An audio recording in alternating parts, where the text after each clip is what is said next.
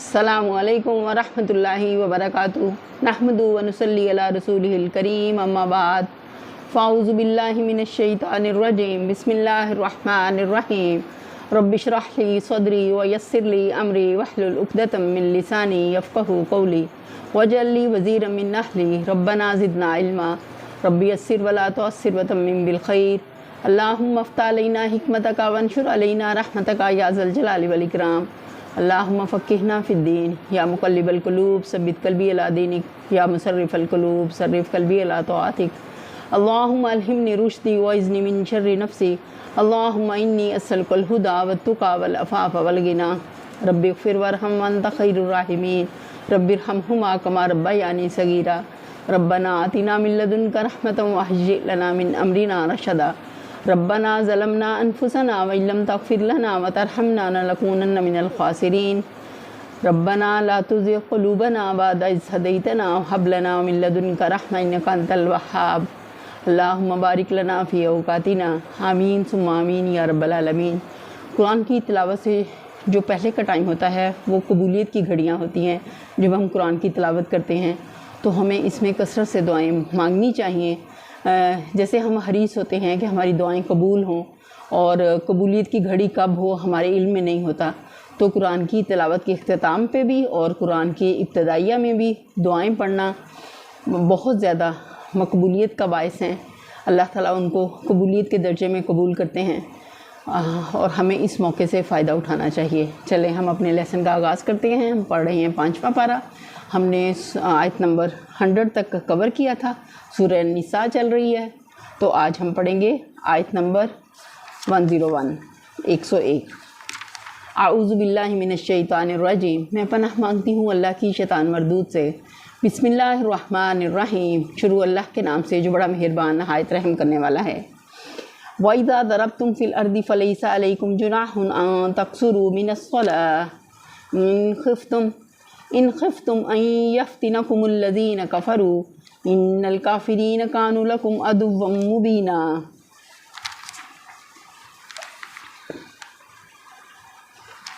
जब तुम लोग सफ़र के लिए निकलो तो कोई मज़ायका नहीं अगर नमाज में इख्तिसार करो, खुसूसन जबकि तुम्हें अंदेशा हो कि काफ़र तुम्हें सताएंगे, क्योंकि वो खुल्लम खुल्ला तुम्हारी दुश्मनी पर तुले हुए हैं।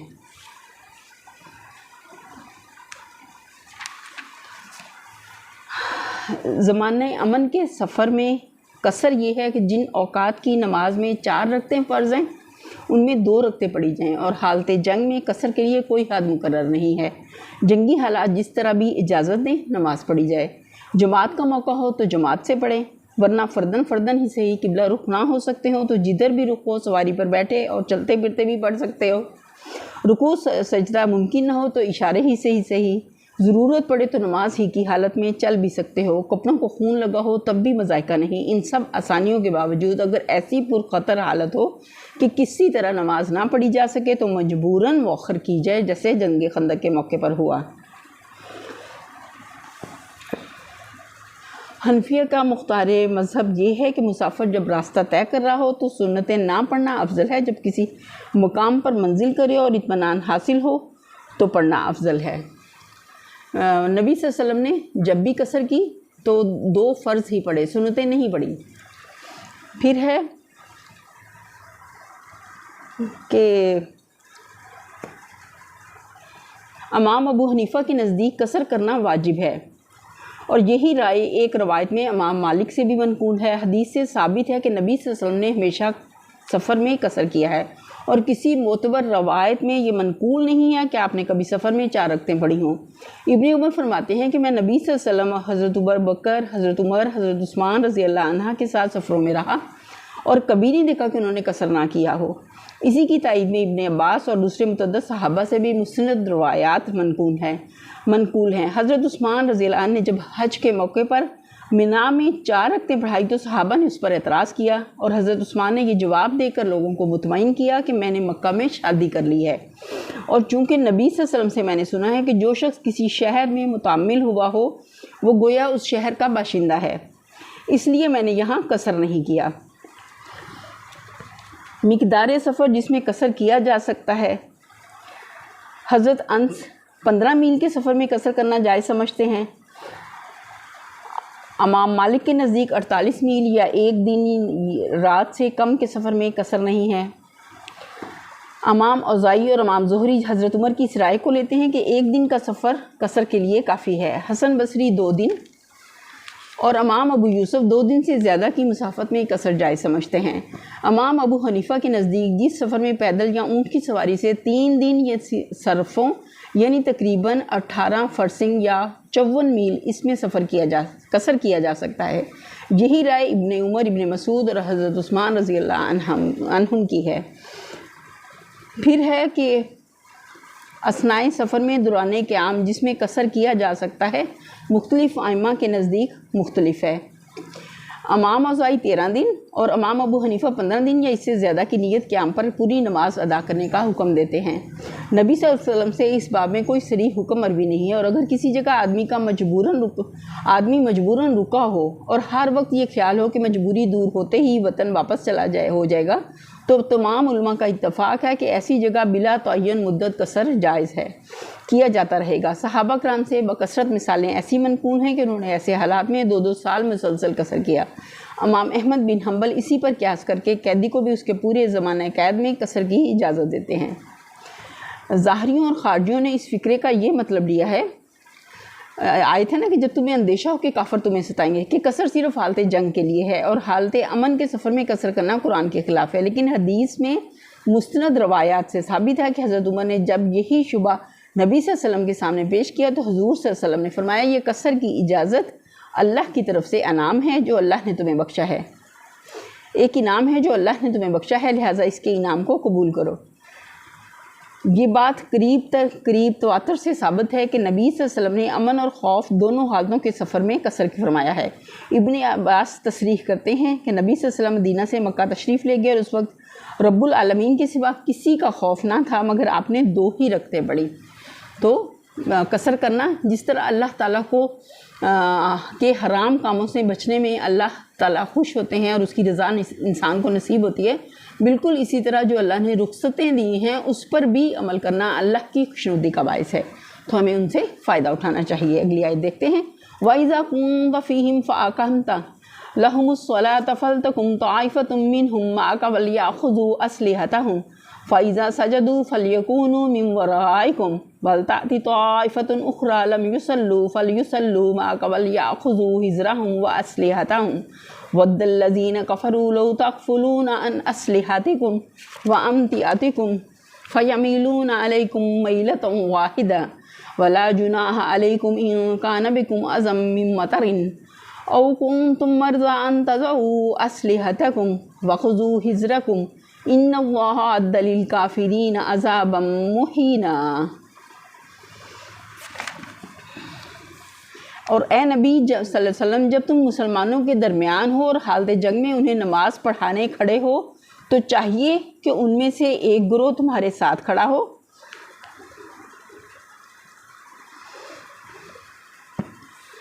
और असला लिए रहे, फिर जब वो सजदा कर ले तो पीछे चला जाए, और दूसरा गिरोह जिसने अभी नमाज नहीं पढ़ी है आकर तुम्हारे साथ पढ़े और वो भी चुकन्ना रहे और अपने लिए असला लिए रहे,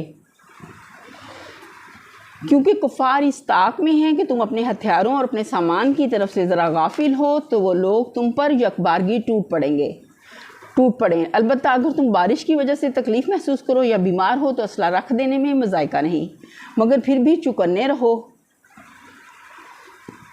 यकीन रखो कि अल्लाह ने काफ़िरों के लिए रुस्वाकुन अज़ाब मुहैया कर रखा है। तफसीर देखते हैं। इमाम अबू यूसुफ और हसन बिन ज़ियाद ने इन अल्फाज में ये गुमान किया है कि सलात खौफ सिर्फ नबी सल्लल्लाहु अलैहि वसल्लम के ज़माने के लिए मखसूस थी, लेकिन कुरान में इसकी मिसालें बकसरत मौजूद हैं कि नबी सल्लल्लाहु अलैहि वसल्लम को मुखातिब करके एक हुक्म दिया गया है और वही हुक्म आपके बाद आपके जानशीनों के लिए भी है। इसलिए सलात खौफ को हज़रत सल्लल्लाहु अलैहि वसल्लम के साथ मखसूस करने की कोई वजह नहीं। फिर बकसरत जलीलुल क़द्र सहाबा से साबित है कि उन्होंने हजूर सल्लल्लाहु अलैहि वसल्लम के बाद भी सलात खौफ पढ़ी है और इस बाब में किसी सहाबी का इख्तलाफ मरवी नहीं है। फिर है कि सलात खौफ का ये हुक्म इस सूरत के लिए है जबकि दुश्मन के हमले का ख़तरा हो, तो मगर अमलन मार्के कताल गर्म ना हो। रही ये सूरत के अमलन जंग हो रही हो تو اس صورت میں حنفیہ کے نزدیک نماز مؤخر کر دی جائے گی۔ امام مالک اور امام ثوری کے نزدیک اگر رکوع سجود ممکن نہ ہو تو اشارے سے پڑھ لی جائے۔ امام شافعی کے نزدیک نماز ہی کی حالت میں تھوڑی سی زود و خورد بھی کی جا سکتی ہے۔ نبی صلی اللہ علیہ وسلم کے فعل سے ثابت ہے کہ آپ نے غزوہ خندق کے موقع پر 4 نمازیں نہیں پڑھیں اور پھر موقع پا کر الگ ترتیب انہیں ادا کیا، لہٰذا غزوہ خندق سے پہلے صلاۃ خوف کا حکم آ چکا تھا۔ صلاۃ خوف کی ترکیب کا انحصار بڑی حد تک جنگی حالات پر ہے۔ نبی صلی اللہ علیہ وسلم نے مختلف حالات میں مختلف طریقوں سے نماز پڑھائی ہے اور امام میں وقت مجاز ہے کہ ان طریقوں میں جس طریقے کی اجازت جنگی صورتحال دے اسی کو اختیار کرے۔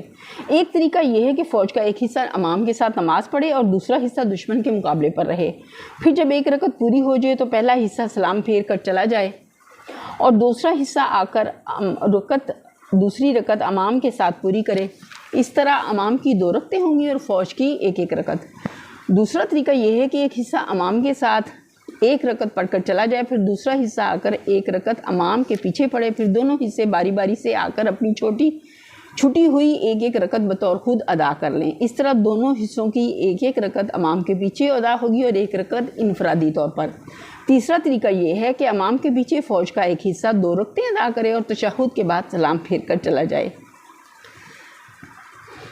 اور پھر دوسرا حصہ تیسری رکعت میں آ کر شریک ہو اور امام کے ساتھ سلام پھیرے۔ اس طرح امام کی 4 اور فوج کی 2 رکعتیں ہوں گی۔ چوتھا طریقہ یہ ہے کہ فوج کا ایک حصہ امام کے ساتھ 1 رکعت پڑھے، جب امام دوسری رکعت کے لیے کھڑا ہو تو مقتدی بطور خود 1 رکعت مع تشہد پڑھ کر سلام پھیر دیں، پھر دوسرا حصہ آ کر اس حال میں امام کے پیچھے کھڑا ہو کہ امام دوسری ہی رکعت میں ہو اور یہ لوگ بقیہ نماز امام کے ساتھ ادا کرنے کے بعد 1 رکعت خود اٹھ کر پڑھ لیں۔ اس صورت میں امام کو دوسری رکعت میں طویل قیام کرنا ہوگا۔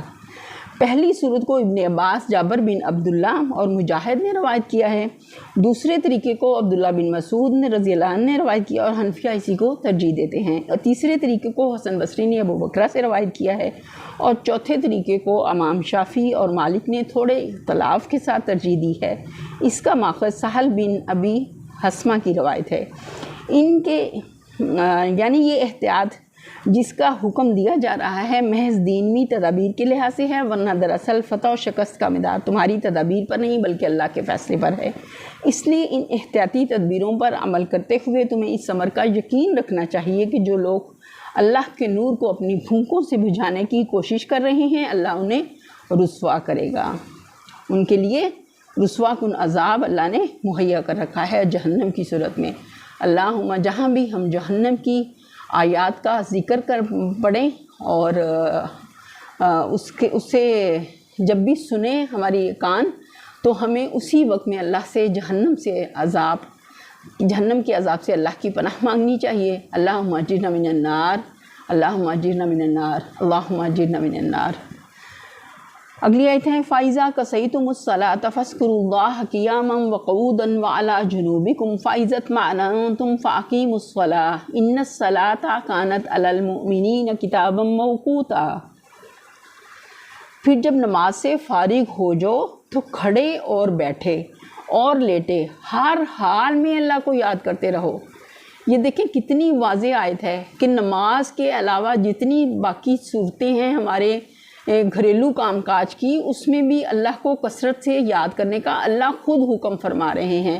بہت سارے مولوی حضرات لوگوں کو اس شبے میں ڈال دیتے ہیں کہ کوئی بھی وظیفہ نہیں کرنا یا اللہ کو بہت زیادہ کثرت سے یاد نہیں کرنا، انسان پر اس کا برا اثر پڑتا ہے، شیاطین اس پر غالب آ جاتے ہیں۔ اس بات کا قرآن کی تعلیم سے کوئی واسطہ نہیں ہے۔ اللہ تعالیٰ کی قرآن میں ایک اور جگہ بھی آیت آتی ہے کہ اللہ کے ذکر سے دلوں کو اطمینان نصیب ہوتا ہے، اور یہاں بھی واضح بات ہے کہ جب نماز سے فارغ ہو جاؤ تو کھڑے اور بیٹھے اور لیٹے ہر حال میں اللہ کو یاد کرو۔ تو اس میں کسی بھی شک و شبے میں پڑھنے کی ضرورت نہیں، کسی عالم سے فتویٰ یا اجازت لینے کی ضرورت نہیں۔ نبی صلی اللہ علیہ وسلم نے کبھی کسی کو ایسی اجازت مرحمت نہیں فرمائی کہ لوگوں نے ان سے سوال کیا ہو کہ ہمیں یہ ذکر کرنے کی اجازت دے دیں تو ہم یہ ذکر کریں یا یہ وظیفہ پڑھ لیں۔ لا الہ الا انت سبحانک انی کنت من الظالمین، یہ جو آیت ہے قرآن میں بھی آتی ہے، اور حضرت یونس علیہ السلام کا وظیفہ تھا جنہوں نے مچھلی کے پیٹ میں ایک دفعہ اللہ کو پکارا اور سچے دل سے پکارا۔ اللہ کے پاس کوالٹی اصل معنی رکھتی ہے نہ کہ کوانٹٹی۔ کہ ہم 1,00,000 پڑھیں لیکن اس میں خلوص بالکل بھی نہ ہو، اور ہم طوطے کی طرح رٹا رٹایا ایک جملہ ادا کرتے رہیں، لیکن جس میں خشوع ہو وہ ایک ہی دفعہ پڑھ لینا کافی ہے۔ اسی طرح 30واں پارہ ہے، اس میں سورہ نصر میں، جس میں نبی صلی اللہ علیہ وسلم کی گویا موت کی اطلاع دی گئی ہے، اس میں بھی اللہ کے رسول کو کیا حکم ہے؟ فَسَبِّحْ بِحَمْدِ رَبِّكَ وَاسْتَكْبِرْ، کہ اللہ کی تسبیح کثرت سے بیان کریں اور اس کی تکبیر بیان کریں، اور اللہ کی تسبیح بیان کریں، تکبیر اور تسبیح۔ اذا جاء نصر اللہ والفتح ورأیت الناس يدخلون فی دین اللہ افواجا فسبح بحمد ربک واستکبر انہ کان توابا۔ اس میں بھی دلیل ملتی ہے کہ اللہ تعالیٰ نے نبی صلی اللہ علیہ وسلم کو بھی یہ حکم دیا کہ اپنے عمر کے آخری حصے میں بھی کرنے کا کام کیا ہے؟ اللہ کو کثرت سے یاد کرنا۔ یہاں بھی اسی بات کی تلقین ہے۔ اور جب اطمینان نصیب ہو جائے تو پوری نماز پڑھو۔ نماز در حقیقت ایسا فرض ہے جو پابندی وقت کے ساتھ اہل ایمان پر لازم کیا گیا ہے۔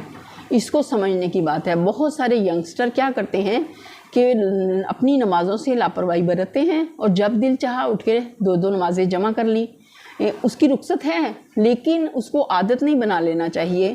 یہاں اللہ نے واضح بتایا ان الصلاۃ کانت علی المؤمنین کتابا موقوتا، کہ نماز در حقیقت پابندی وقت کے ساتھ اہل ایمان پر لازم کیا گیا ہے، اور اول وقت کی نماز کے ساتھ اللہ کا وعدہ ہے کہ اللہ اسے بخش دے گا، لیکن جو اس کے تاخیر کر کے پڑے گا تو پھر اللہ کی مرضی، اللہ جیسا چاہے اس کے ساتھ معاملہ کریں۔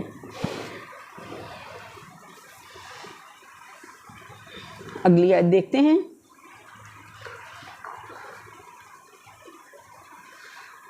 وَلَا تَهِنُوا فِي ابْتِغَاءِ الْقَوْمِ تَكُونُوا تَعْلَمُونَ فَإِنَّهُمْ يَعْلَمُونَ كَمَا تَعْلَمُونَ وَتَرْجُونَ مِنَ اللَّهِ مَا لَا يَرْجُونَ وَكَانَ اللَّهُ عَلِيمًا حَكِيمًا۔ اس گروہ کے تعاقب میں کمزوری نہ دکھاؤ۔ اگر تم تکلیف اٹھا رہے ہو تو تمہاری طرح وہ بھی تکلیف اٹھا رہے ہیں۔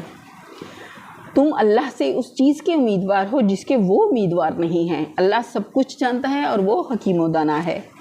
یعنی گروہ کفار جو اس وقت اسلام کی دعوت اور نظام اسلامی کے قیام کی راہ میں مانع و مزاحم بن کر کھڑا ہوا تھا، اس کے لیے اللہ کے پاس تو کوئی معاوضہ نہیں تھا۔ وہ صرف اپنی دنیا کے لیے جنگ لڑ رہے تھے جو کافر تھے، لیکن مسلمانوں کے لیے شہادت میں اللہ کی مغفرت کا وعدہ ہے۔ پھر یعنی تعجب کا مقام ہے کہ اگر اہل ایمان حق کی خاطر اتنے تکلیفیں بھی برداشت نہ کریں جتنی کفار باطل کی خاطر برداشت کر رہے ہیں، حالانکہ ان کے سامنے صرف دنیا اور اس کے ناپائیدار فائدے ہیں۔ اس کے برعکس اہل ایمان رب السماوات والارض کی خوشنودی و تقرب اور اس کے ابدی انعامات کے امیدوار ہیں۔ تو اللہ تعالیٰ ان کو اس بات میں ترغیب دلا رہے ہیں کہ اللہ کی رضا کے لیے اور اللہ کی جنت کے لیے، اللہ کی خوشنودی کے لیے ہمیں جنگ کے موقع پر بزدلی نہیں دکھانی، پیچھے نہیں ہٹنا، بڑھ چڑھ کر جہاد کرنا ہے اللہ کے راستے میں تاکہ اللہ کی رضا کو پا سکیں۔ اگلی آیت دیکھتے ہیں۔ انا انزلنا الیک الکتاب بالحق لتحکم بین الناس بما اراک اللہ ولا تکن للخائنین خصیما واستغفر اللہ ان اللہ کان غفورا رحیما۔ اے نبی صلی اللہ علیہ وسلم، ہم نے یہ کتاب حق کے ساتھ تمہاری طرف نازل کی ہے تاکہ جو راہ راست اللہ نے تمہیں دکھائی ہے اس کے مطابق لوگوں کے درمیان فیصلہ کرو۔ تم بددیانت لوگوں کی طرف سے جھگڑنے والے نہ بنو اور اللہ سے درگزر کی درخواست کرو، وہ بڑا درگزر فرمانے والا اور رحیم ہے۔ اس رکوع میں اور اس کے بعد والے رکوع میں ایک اہم معاملے سے بحث کی گئی ہے جو اسی زمانے میں پیش آیا تھا۔ قصہ یہ ہے کہ انصار کے قبیلہ بنی ظفر میں ایک شخص تامہ یا بشیر بن عبیرک تھا۔ اس نے ایک انصاری کی ذرا چرا لی، اور جب اس کا تجسس شروع ہوا تو مال مسروقہ ایک یہودی کے ہاں رکھ دیا۔ ذرا کے مالک نے حضرت صلی اللہ علیہ وسلم سے استغاثہ کیا اور طمع پر اپنا شبہ ظاہر کیا، مگر طمع اور اس کے بھائی بندوں اور بنی ظفر کے بہت سے لوگوں نے آپس میں اتفاق کر کے اس یہودی پر الزام تھوپ دیا۔ یہودی سے پوچھا گیا تو اس نے اپنی برات ظاہر کی، لیکن یہ لوگ طمع کی حمایت میں زور و شور سے وکالت کرتے رہے اور کہا کہ یہ یہودی خبیث جو حق کا انکار اور اللہ کے رسول سے کفر کرنے والا ہے، اس کی بات کا کیا اعتبار؟ بات ہماری تسلیم کی جانی چاہیے کیونکہ ہم مسلمان ہیں۔ قریب تھا کہ نبی صلی اللہ علیہ وسلم اس مقدمے کی ظاہری ردات سے متاثر ہو کر اس یہودی کے خلاف فیصلہ صادر فرما دیتے اور مستغیث کو بھی بنی عبیرق پر الزام عائد کرنے پر تنبیہ فرماتے۔ اتنے میں وحی آئی اور معاملے کی ساری حقیقت کھول دی گئی۔ اگرچہ ایک قاضی کی حیثیت سے نبی صلی اللہ علیہ وسلم کا ردات کے مطابق فیصلہ کر دینا بجائے خود آپ کے لیے گناہ نہ ہوتا، اور ایسی صورتیں قاضیوں کو پیش آتی ہی ہیں کہ ان کے سامنے غلط ردات پیش کر کے حقیقت کے خلاف فیصلے حاصل کر لیے جاتے ہیں۔ لیکن اس وقت جب کہ اسلام اور کفر کے درمیان ایک زبردست کشمکش برپا تھی، اگر نبی صلی اللہ علیہ وسلم رداد مقدمہ کے مطابق یہودی کے خلاف فیصلہ صادر فرما دیتے تو اسلام کے مخالفوں کو آپ کے خلاف اور پوری اسلامی جماعت خود دعوت اسلامی کے خلاف ایک زبردست اخلاقی چربہ مل جاتا۔ وہ یہ کہتے پھرتے کہ جی یہاں حق و انصاف کا کیا سوال، یہاں تو وہی جتھہ بندی اور عصبیت کام کر رہی ہے جس کے خلاف تبلیغ کی جاتی ہے۔ اسی خطرے سے بچانے کے لیے اللہ تعالیٰ نے خاص طور پر اس مقدمے میں مداخلت فرمائی۔ ان رکوع میں ایک طرف مسلمانوں کو سختی کے ساتھ ملامت کی گئی جنہوں نے محض خاندان اور قبیلے کی عصبیت میں مجرموں کی حمایت کی تھی، دوسری طرف عام مسلمانوں کو یہ سبق دیا گیا کہ انصاف کے معاملے میں کسی تعصب کا دخل نہ ہونا چاہیے۔ یہ ہرگز دیانت نہیں ہے کہ اپنے گروہ کا آدمی اگر برسر باطل ہو تو اس کی بے جا حمایت کی جائے اور دوسرے گروہ کا آدمی اگر برسر حق ہو تو اس کے ساتھ بے انصافی کی جائے۔ اللہ تعالیٰ نے اس سے منع فرمایا۔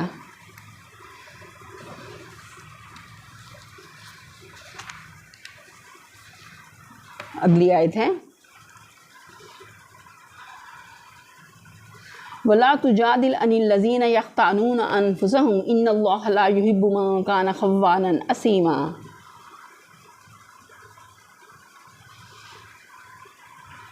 جو لوگ اپنے نفس سے خیانت کرتے ہیں تم ان کی حمایت نہ کرو۔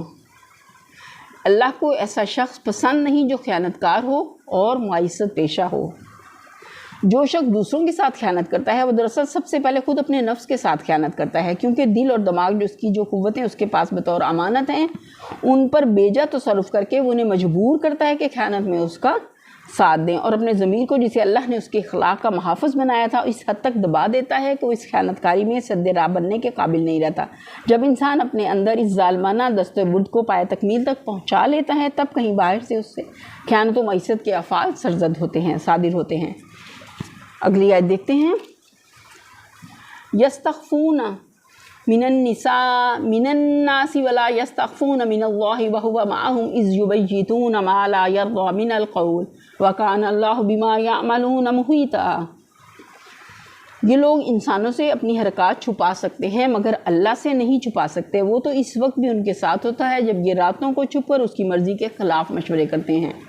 ان کے سارے اعمال پر اللہ محیط ہے، اللہ ان کو گھیرے ہوئے ہے۔ اگلی آیت ہے ہا انتم ہؤلاء جادلتم عنہم فی الحیات الدنیا فمن یجادل اللہ عنہم یوم القیامۃ ام من یکون علیہم وکیلا۔ ہاں تم لوگوں نے ان مجرموں کی طرف سے دنیا کی زندگی میں تو جھگڑا کر لیا، مگر قیامت کے روز ان کی طرف سے کون جھگڑا کرے گا؟ آخر وہاں کون ان کا وکیل ہوگا؟ اس وقت میں ہر چیز اللہ کے سامنے ظاہر ہو جائے گی اور اللہ سب کے اعمال سے باخبر ہے۔ اگلی آیت ہے وَمَن يَعْمَلْ سُوءًا أَوْ يَظْلِمْ نَفْسَهُ ثُمَّ يَسْتَغْفِرِ اللَّهَ يَجِدِ اللَّهَ غَفُورًا رَحِيمًا۔ اور اگر کوئی شخص برا فعل کر گزرے یا اپنے نفس پر ظلم کر جائے اور اس کے بعد اللہ سے درگزر کی درخواست کرے تو اللہ کو درگزر کرنے والا اور رحیم پائے گا، کہ جس کو فوراً اپنی غلطی کا احساس ہو جائے اور اللہ سے بخشش مانگے اور سچی توبہ کر لے تو اللہ معاف کرنے والا ہے۔ اگلی آیت ہے وَمَن يَكْسِبْ إِثْمًا فَإِنَّمَا يَكْسِبُهُ عَلَى نَفْسِهِ وَكَانَ اللَّهُ عَلِيمًا حَكِيمًا۔ مگر جو برائی کما لے تو اس کی یہ کمائی اسی کے لیے وبال ہوگی، اللہ ان سب باتوں کو اللہ کی خبر ہے اور وہ حکیم و دانا ہے۔ وَمَن يَكْسِبْ إِثْمًا فَإِنَّمَا يَكْسِبُهُ عَلَى نَفْسِهِ وَكَانَ اللَّهُ عَلِيمًا حَكِيمًا۔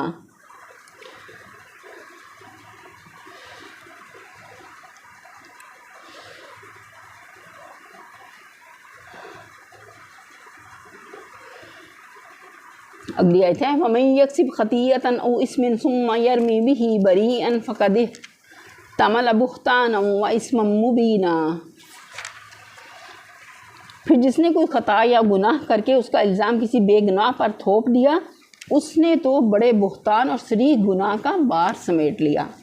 اگلی آیت ہے ولولا فضل اللہ علیک ورحمتہ لہمت طائفۃ منہم ان یضلوک وما یضلون الا انفسہم وما یضرونک من شیء وانزل اللہ علیک الکتاب والحکمۃ وعلمک ما لم تکن تعلم وکان فضل اللہ علیک عظیما۔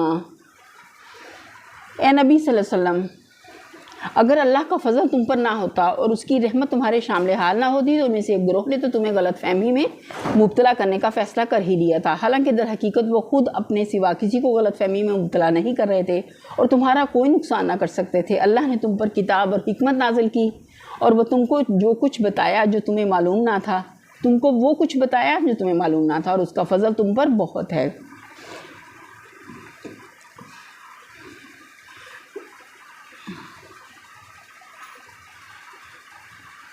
یعنی اگر وہ غلط ردات پیش کر کے تمہیں غلط فہمی میں مبتلا کرنے میں کامیاب ہو بھی جاتے اور اپنے حق میں انصاف کے خلاف فیصلہ کر لیتے تو نقصان انہیں کا تھا، تمہارا کچھ بھی نہ بگڑتا، کیونکہ اللہ کے نزدیک مجرم وہ ہوتے ہیں نہ کہ تم۔ جو شخص حاکم کو دھوکہ دے کر اپنے حق میں غلط فیصلہ حاصل کرتا ہے وہ دراصل خود اپنے آپ کو اس غلط فہمی میں مبتلا کرتا ہے کہ ان تدبیروں سے حق اس کے ساتھ ہو گیا، حالانکہ فی الواقع اللہ کے نزدیک حق جس کا ہے اسی کا رہتا ہے، اور فریب خوردہ حاکم کے فیصلے سے حقیقت پر کوئی اثر نہیں پڑتا۔ سورہ بقرہ میں بھی اس کی ڈیٹیل آتی ہے، ہاں اس میں بھی ہم دیکھ لیتے ہیں اسی واقعے کے پیش نظر۔ اس آیت کا مفہوم یہ ہے کہ حاکموں کو رشوت دے کر ناجائز فائدے اٹھانے کی کوشش نہ کرو۔ دوسرا یہ مفہوم ہے کہ جب تم خود جانتے ہو کہ مال دوسرے شخص کا ہے تو محض اس لیے کہ اس کے پاس اپنی ملکیت کا کوئی ثبوت نہیں ہے، اس بنا پر کسی اونچ نیچ سے تم اس کو کھا سکتے ہو، اس کا مقدمہ عدالت میں نہ لے جو ہو سکتا ہے کہ حاکم عدالت اور رداد مقدمہ کے لحاظ سے وہ مال تم کو دلوا دے، مگر حاکم کا ایسا فیصلہ دراصل غلط بنائی ہوئی رودات سے دھوکہ کھا جانے کا نتیجہ ہوگا، اس لیے عدالت سے ان کی ملکیت کا حق حاصل کرنے کے باوجود حقیقت میں تم اس کے جائز مالک نہ بن جاؤ گے، ان دلہ وہ تمہارے لیے حرام ہی رہے گا۔ یعنی حدیث میں آتا ہے نبی صلی اللہ علیہ وسلم نے ایک موقع پہ فرمایا کہ میں بہرحال ایک انسان ہی تو ہوں، ہو سکتا ہے تم ایک مقدمہ میرے پاس ہو اور تم میں سے ایک فریق دوسرے کی بنسبت چرب زبان ہو، اس کے دلائل سن کر میں اس کے حق میں فیصلہ کر دوں گا، مگر یہ سمجھ لو کہ میرا اگر کسی طرح اپنے کسی بھائی کے حق میں سے کوئی چیز تم نے میرے فیصلے کے ذریعے سے حاصل کی تو دراصل تم دوزخ کا ایک ٹکڑا حاصل کرو گے۔ بہت بڑی وعید ہے، اس سے بچنے کی ضرورت ہے۔ اگلی آیت دیکھتے ہیں لا خیر فی کثیر من نجواہم الا من امر بصدقۃ او معروف او اصلاح بین الناس ومن یفعل ذلک ابتغاء مرضات اللہ فسوف نؤتیہ اجرا عظیما۔ لوگوں کی خفیہ سرگوشیوں میں اکثر و بیشتر کوئی بھلائی نہیں ہوتی، ہاں اگر کوئی پوشیدہ طور پر صدقہ و خیرات کی تلقین کرے یا کسی نیک کام کے لیے یا لوگوں کے معاملات میں اصلاح کرنے کے لیے کسی سے کچھ کہے تو البتہ بھلی بات ہے، اور جو کوئی اللہ کی رضا جوئی کے لیے ایسا کرے گا اسے ہم بڑا اجر عطا کریں گے، اللہ کی طرف سے خوش خبری ہے اس کے لیے۔ اگلی آیت ہے وَمَن يُشَاقِقِ الرَّسُولَ مِن بَعْدِ مَا تَبَيَّنَ لَهُ الْهُدَىٰ وَيَتَّبِعْ غَيْرَ سَبِيلِ الْمُؤْمِنِينَ نُوَلِّهِ مَا تَوَلَّىٰ وَنُصْلِيهِ جَهَنَّمَ وَسَاءَتْ مَصِيرًا۔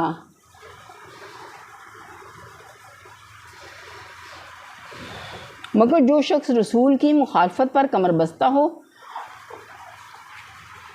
اور اہل ایمان کی روش کے سوا کسی اور روش پر چلے حالانکہ اس پر راہ راست واضح ہو چکی ہو تو اس کو ہم اسی طرف چلائیں گے جدھر وہ خود پھر گیا اور اسے جہنم میں جھونکیں گے جو بدترین جرائے قرار ہے۔ جب مذکورہ بالا مقدمہ میں وحی الہی کی بنا پر نبی صلی اللہ علیہ وسلم نے اس خائن مسلمان کے خلاف اور اس کے بے گناہ یہودی کے حق میں فیصلہ صادر فرما دیا تو اس منافق پر جاہلیت کا اس قدر سخت دورہ پڑا کہ وہ مدینہ سے نکل کر اسلام اور نبی صلی اللہ علیہ وسلم کے دشمنوں کے پاس مکہ چلا گیا اور کھلا مخالفت پر آمادہ ہو گیا۔ اس آیت میں اسی کی حرکت کی طرف اشارہ ہے کہ اس کا اسلام سے پھر جانا نبی صلی اللہ علیہ وسلم کے لیے کسی بھی نقصان کا باعث نہیں بنا بلکہ خود اس کی اپنی ذات کے لیے نقصان کا باعث تھا، مگر اس کو اس کی سمجھ نہیں تھی۔ وہ جب کفر کی وجہ سے دل پر سیاہ نقطہ پڑتا ہے یا دل زنگ کا شکار ہوتا ہے تو وہ زنگ اتنا بڑھتا ہے کہ انسان کو اپنا نفع نقصان بھی سمجھ نہیں آتا۔ بالکل اسی کی طرف اس آیت میں اشارہ ہے۔ یہیں پر ہم اپنے لیسن کا اختتام کرتے ہیں۔ وآخر دعوانا الحمدللہ رب العالمین، سبحان ربک رب العزت عما یصفون وسلام علی المرسلین والحمدللہ رب العالمین، آمین ثم آمین یا رب العالمین۔ السلام علیکم ورحمۃ اللہ وبرکاتہ۔